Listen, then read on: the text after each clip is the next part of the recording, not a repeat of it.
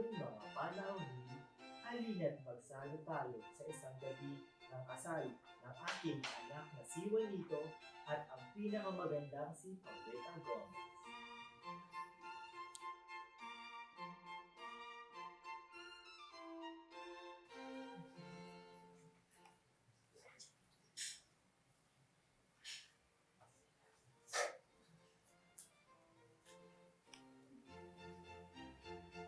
Nakasulat dito, monetize ang cards, gusto mo iba. Biro lang yan! Hindi magandang biro yan. Parang nagmula sa pagbabatak mula sa isang patay na tao. Si Ibarra, siya ang nagsulat nito. Sulat kamay niya ito. Ituloy nyo lang ang kasiyahan. Wala tayong dapat ipangamba. Ang mga biro ay walang saysay.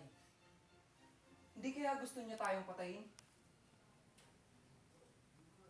Padre Irene, itaas mo na lang ang mitsa.